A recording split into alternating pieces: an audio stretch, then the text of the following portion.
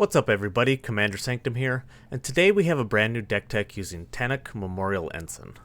Tannuk is a 2/4 Kavu pilot for 1 green-red that has Landfall. Tannuk deals 1 damage to each opponent. If this is the second time this ability has resolved this turn, draw a card.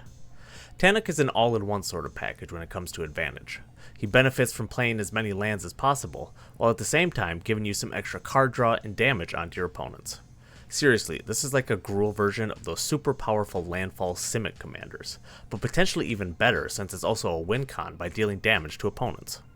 For this deck tech, we'll be leaning hard into the Landfall ability, including additional Gruul-based cards that benefit from playing lands alongside ways to actually get more lands onto the battlefield.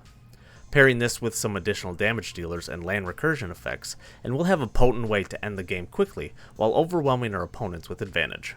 With that, let's get into the card highlights. To start out with, we have a few more cards that deal damage to our opponents whenever we play a land. Sabo Tender, Tunneling Geopede, and Spitfire Lagak all deal 1 damage to each opponent whenever we have a land enter. The more of these types of effects we can have out on the battlefield, the faster and easier we'll be able to burn out our opponents. I mean, we want to play as many lands as possible anyways, so why not get as much damage out of it as we possibly can?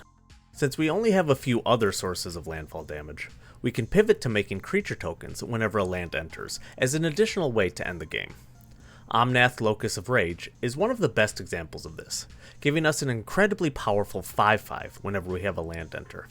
Not only that, but whenever those tokens, or any other elementals, die, you can lightning bolt any target you want, making for great removal or extra opponent damage. Titania Nature's Force also creates elemental tokens and cares when they die, since she'll let you mill 3 cards when this occurs. Normally this may not be a good thing for us, but since she also lets you play forests from your graveyard, this can be an excellent way to get access to more lands to play in cases where you have none in your hand. Rampaging Baloths is much simpler than the other two, giving you a 4/4 beast whenever a land enters. Chocobo Racetrack gives us 2/2 birds that have landfall themselves, temporarily buffing their power by 1 for each land played that turn. This can be another great finisher in itself, since dropping a bunch of lands in a single turn can make these birds absolutely monstrous attackers. Scoot Swarm is one of the more well-known and better landfall token options, since it can easily get out of hand once you hit the 6th land mark. Seriously, it can be very, very easy to have 100 plus Scoot Swarms at once in a game. That's how powerful this thing is in a dedicated landfall deck. Greensleeve's Morrow Sorcerer not only creates 3/3 Badger tokens whenever a land enters, it also has power and toughness equal to the number of lands you control, making it a monstrous creature later in the game. We also have a number of good landfall cards that give us some sort of utility. Gladiolus Amicidia gives a creature +2/+2 and trample, potentially giving us a commander damage win con with Tannuk if we're able to consistently pump him up enough in a turn.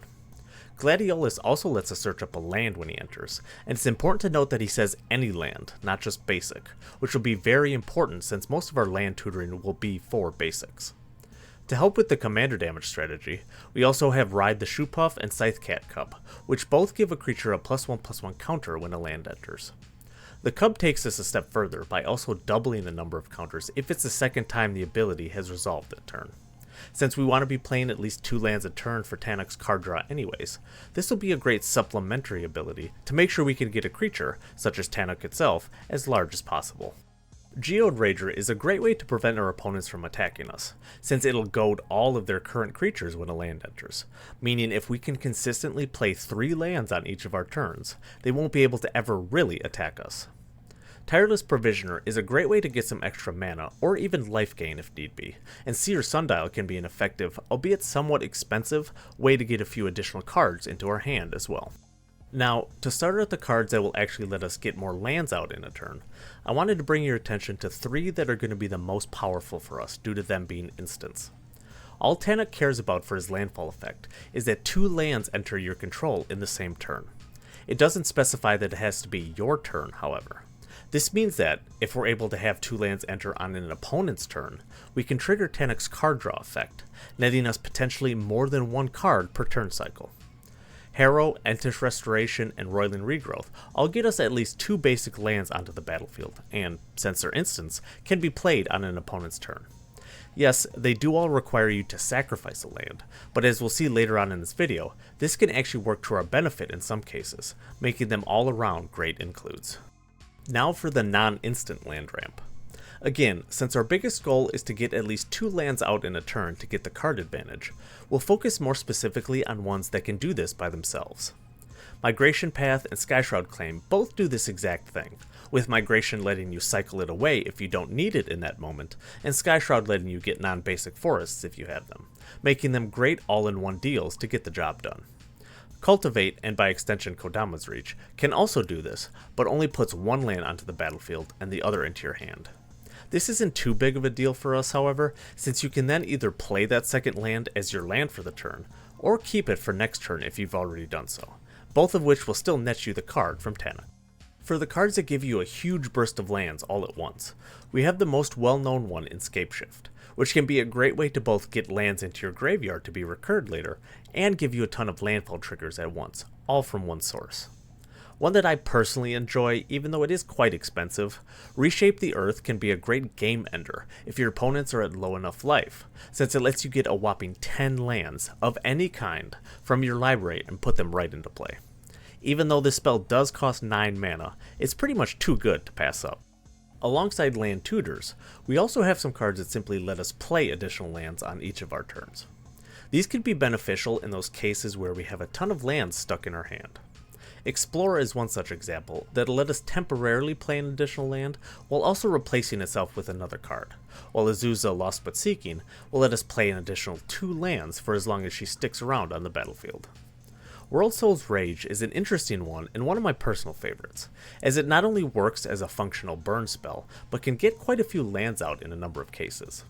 It's especially great that you can get them out of your graveyard as well as your hand, making it a great pairing with fetch lands or cards that require you to sacrifice lands in play.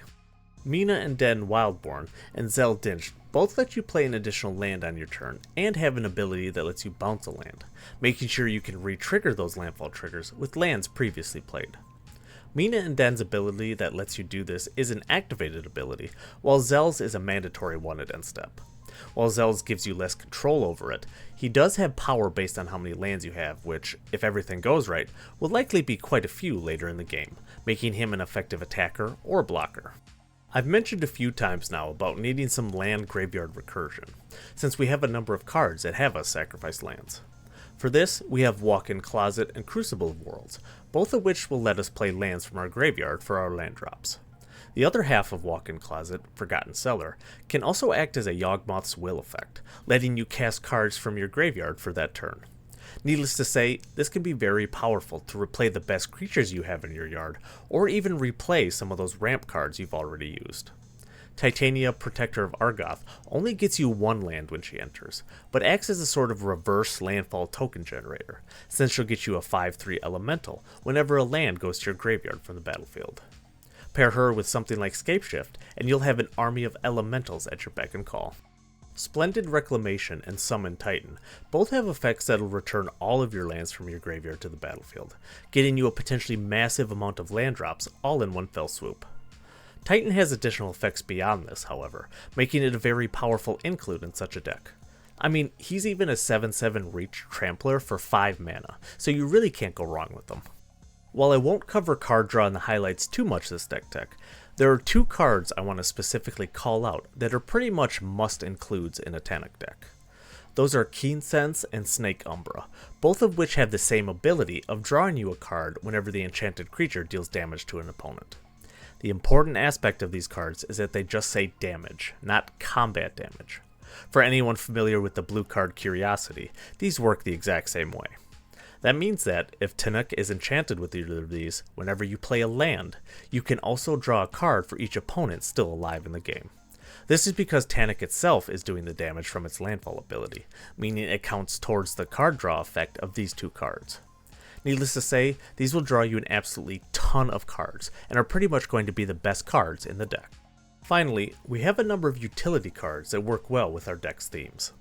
Ancient Green Warden not only lets you play lands from your graveyard like a Crucible of Worlds does, it also doubles landfall triggers, which is absolutely monumental in a deck like this. This also means that, to get Tannuk's card draw, you only need to play 1 land, since his ability would trigger twice from doing so thanks to the Green Warden. This doesn't even include all the other landfall triggers in this deck, making this one of the best cards you'll have access to. Gratuitous Violence is a great way to really amp up the pressure on your opponents, since Tannuk will now be doing 2 damage instead of 1 for each land, since it'll be doubled. If you have another Landfall damager out, that'll be a whopping 4 damage to each opponent per land, which can easily close out the game quickly. Awake in the Woods is a great way to get a ton of lands and tokens onto the battlefield all at once. While they are creatures, the fact that they're also lands means they'll trigger all landfall abilities for each token created, making this one of the best ramp cards we'll have.